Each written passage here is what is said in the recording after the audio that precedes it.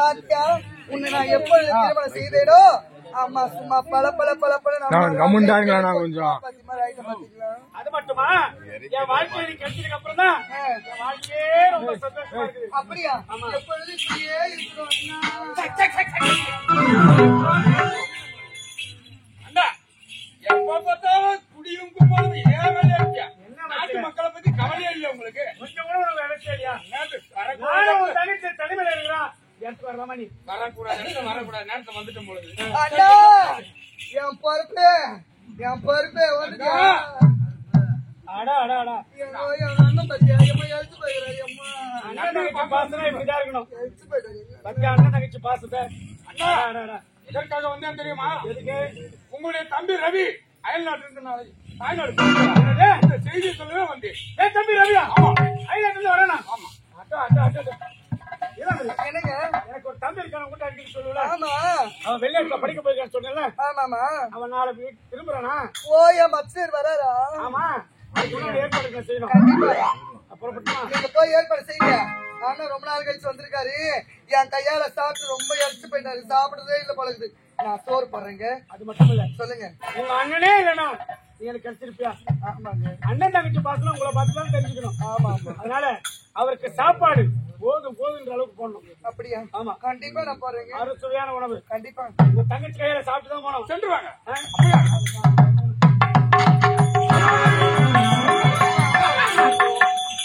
என்னவோ சொல்ல வந்தேன். கடவுளே, ஏன் வந்த? பாருங்க, இருந்து சாப்பிட்டு தான் போனோம். நான் சாப்பிட்டுதான் போவேன். அப்படியா? நீங்க சொல்லணும் கூட. சரி சரி, கண்டிப்பா பாத்துக்கிறேன்.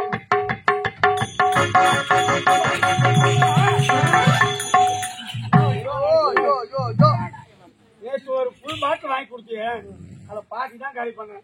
மீதி பாட்டி எங்கிட்ட கட்டு அடியில வச்சுக்கிறேன் பாரு. கீழே வச்சுக்கிறேன். கீழே வச்சுக்கிறேன். குடிச்சு வச்சுக்கிட்டுமா? ராவா குடி, அப்பதான் தெரியும்.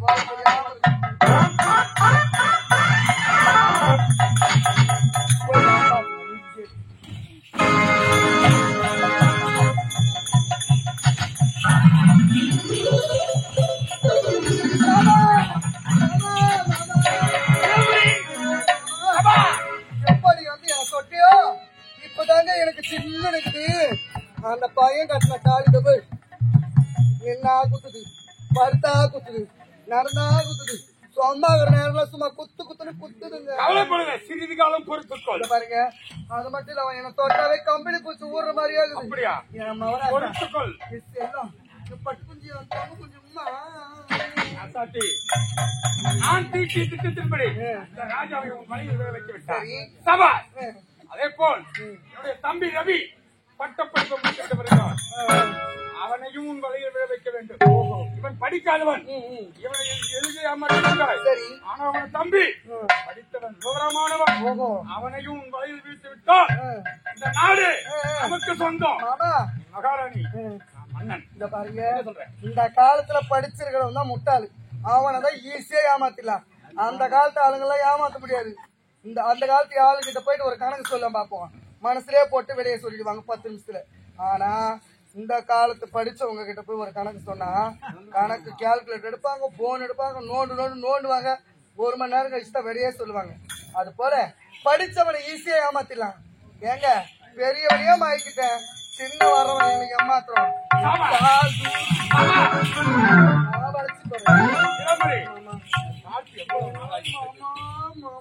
ராசாத்தி